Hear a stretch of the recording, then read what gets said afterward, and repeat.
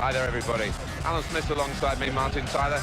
In the commentary box, it's with great view up here, Alan, and a great game, I think, in prospect. Yeah, we've got the best seats in the house, and looking forward to an entertaining match here. The game today, Liverpool against Newcastle United. And the focus today on Newcastle United. Oh, it's been good, solid form for this side over the last few games, so it goes without saying. They will want to continue that here. And the man who is going to referee the game today, Gavin Mansfield. G'day YouTube, it's Brett here from Overtime Gaming with you once again, and welcome back to some Newcastle United Connected Career Mode in FIFA 13. And as you can see, we've got Liverpool today. They're 7th, we're 9th, they're 3 points ahead of us right now. So our good run of form lately is definitely getting us back on the right track. We broke the top half of the table, and if we can get another few points over the next few games, we can push ourselves into Europa League spot before Christmas, which would be very nice. You look at the Liverpool side there, no Gerrard, he's actually injured. But also Asaidi's there, Suso's there, Lucas Levy's obviously there, Carragher's playing, Henderson's on. It's a very weird side. I mean, Sturridge is on the bench, Agger's on the bench, and a couple of others are on the bench. And I just find it very weird, but hey, it's their club, not mine. Gerrard's injured, so it definitely helps us out a bit. And if you just saw our team sheet, you'll notice G15 is back from his injury. And we've put him straight in the side for Jean Marvauex. Marvauex has been in and out of the side the last few sides, and it's not the Marvauex that currently plays for Newcastle in real life. He is still on the pitch at left midfield there for Jeremy Menez, who has been in a poor run of form of late, and so he's not starting today. I think we'll bring him back into the starting side in the next couple of weeks. He's probably going to go on a striker, and one of the guys who comments regularly for me, French lad, told me on this game he actually plays better as a striker, especially in this system, than he does as a winger. Now I thought that was very strange, because in real life he is amazing on the ball. His dribbling and pace is absolutely beastly, which suits his wing play. But it just hasn't worked in this game. Once you've got him down the wing, he hasn't been able to do much, he hasn't been able to cut inside or anything like that. So that's why he's been dropped lately. But neither Aliadiare or Henry are that great for us, in all honesty. Aliadiare's been good at times coming off the bench. He hasn't performed too well when he's actually started, and Henry's had sparks of brilliance and then just looked poor the rest of the time. So I'm definitely going to think in the next couple of weeks we're going to try out Menez as a striker, at least until January anyway, because I think that's probably the best option. But of course we got G15 back, which is definitely good, an offensive spark for us. Obviously Jean Marvauex, as I was saying, has gone off. He was a centre defensive midfielder. And what it's allowed us to do is push Cabaye back into that defensive midfielder role and allow Sissoko and G15 to play off him, which is a very good thing for me. Now, in January, we're going to look to sign Paul Pogba and Gonalons. If you don't know who they are, go check out my last video, and there's the shortlist at the end of the video of who they are. And what we're going to try and do, if we get both of them, which I'm hoping we will, we'll try and play them both as centre defensive midfielders, play Cabaye and Sissoko as centre attacking / right and left attacking midfielders, with then hopefully Giroud at the moment up front and Menez or Ben Arfa playing like a centre forward sort of role. Now if we only get one of them, we're going to change it up a bit, and one of them will play a centre defensive midfield role. Sissoko and Cabaye will go as centre attacking midfielders, with then Menez and Ben Arfa, or Ben Arfa and Niang, depending on if we buy Niang, at left and right midfielders.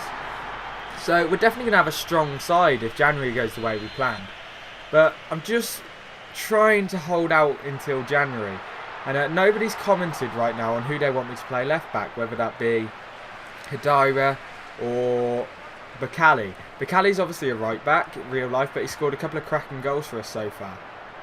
Whereas Haidara is an out-and-out left-back, but he's a young guy, he's only a 69 overall, but he's very young. Now, in January, as you know, I'm looking to sign Lucas Digne, who will become our everyday left-back. So we are really having a fight for who's got the left-back position until then. And then in January, when we sign Lucas Digne, Haidara will most likely go out on loan to gain some experience, and then next season he can become our backup.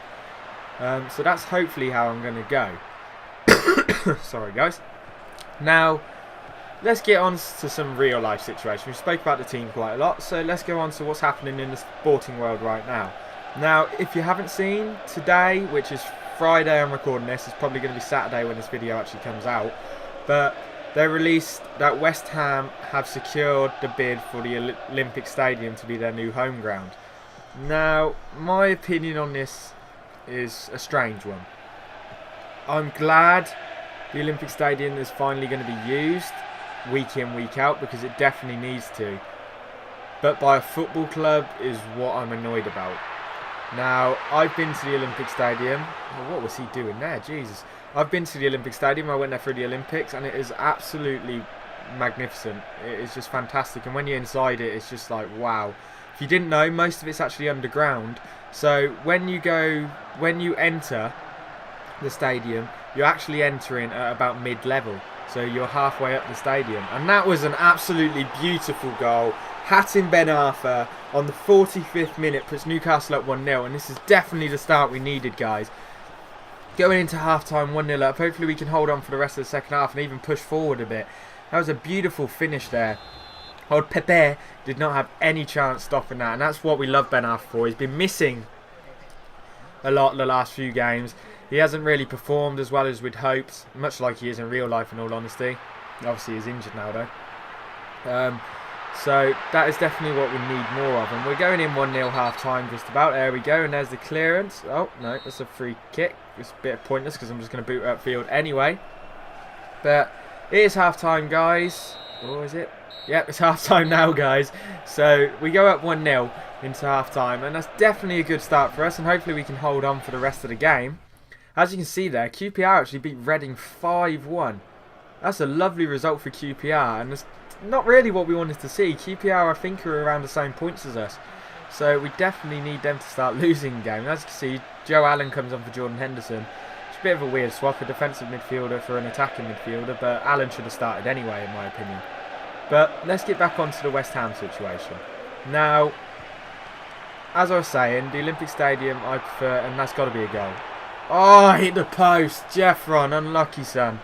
But anyway, the Olympic Stadium, I don't think it's a football stadium. It should be used for athletic events throughout the year, like the national championships, everything like that.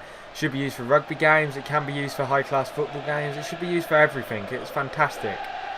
My issue with a football stadium, now tickets are going to be an extortionate price. They're going to take a level off the top, which will make it look a bit weird.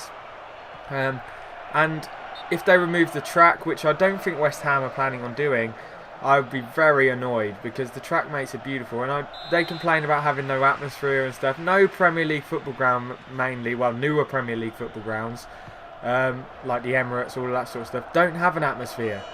You go there, they don't. It's simple. The crowd is too far up that they don't have an atmosphere. Whereas you go to places like Anfield, St James's, all of that, they do have atmospheres, and they're the older style stadium.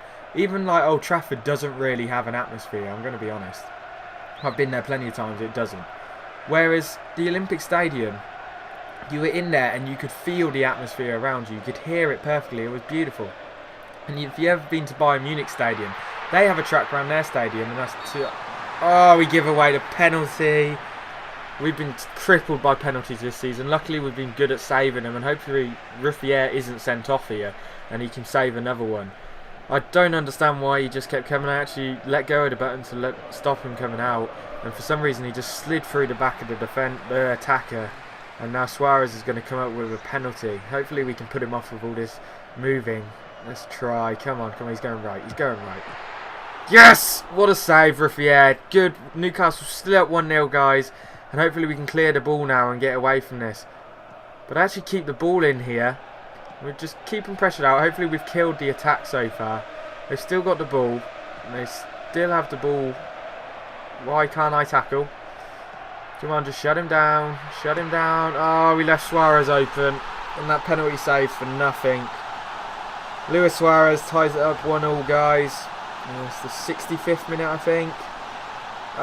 We just left him wide open. The defence shut everyone else down well, except Suarez, who's the main threat for this Liverpool side. But, oh well, let's just keep attacking. And as I was saying, Bayern Munich actually has a track round it. And there's atmosphere there, and it's a beautiful stadium. I really like it. So I don't understand why they want to get rid of track. And oh, Menez, that was a beautiful effort. Unlucky son. Menez looks like he's come back in a bit of form. If you haven't noticed, since he's been on, he's been very good and very attacking. And that's what we like to see.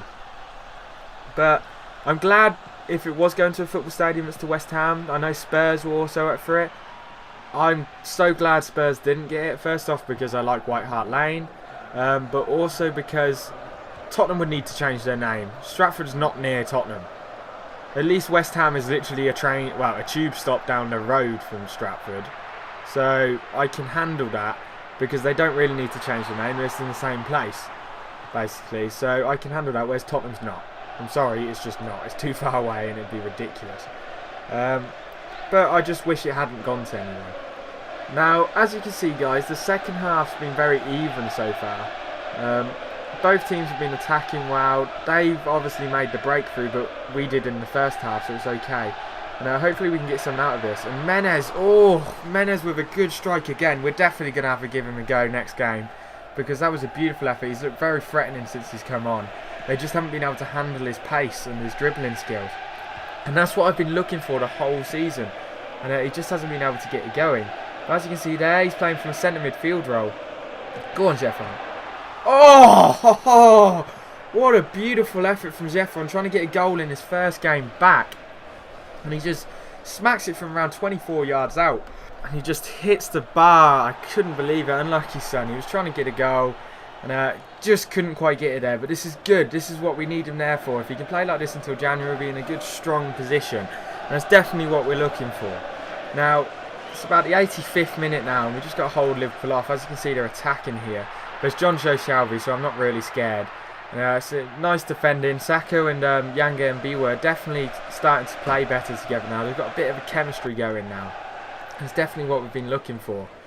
Now, there's John Joe Shelby. Now, let's put it out there. In my opinion, he sucks. If you disagree, definitely leave a comment. But if you've ever seen him play, he's awful. He is absolutely awful. Now, they throw on Sturridge for him, and they obviously thought he sucked too, so they wanted to put on the extra striker to attack. We put on Henry for Aliadiare just to give us that bit of attacking presence. Obviously, it's in extra time now, so I'm presuming this is going to go to a draw. Guys, we can just hold the defence, but we've let Suarez through again. Oh, good defender. Oh, no. Luis Suarez. Bastard. Oh... That's just the 91st minute or so. Oh, that's just a heartbreaker. We defended well to stop the Sturridge getting in. But Suarez just with his pace just gets in there to get the rebound before the defence can. And Ruffier can't get back. And it's 2-1 here, guys. And it looks like we're going to go down for another loss here. Only our second loss in the Premier League, but another one. But hopefully Zephron can get a chance here. Oh... He just swings it from outside the area and it's just very close, but just can't quite go in. And we lose at Anfield today, guys. 2-1 to Liverpool. Luis Suarez scores both. The first one a nice effort, but we poor defending. And the second one good defending, but just an unlucky rebound. He also won man of the match, guys. As you can see, there's the other score from the QPR game. They did win 5-1. Now that's a very big result. And we've got a few players leaving on international duty. As you can see, Vukic to Slovenia, he's out on loan, he's being sold next season, and the rest are from France, obviously. As you can see, we're trying to close the gap on Liverpool, but we couldn't just quite get there, and just unlucky for us. And as you can see, Liverpool go all the way up to 5th, and we're still 9th.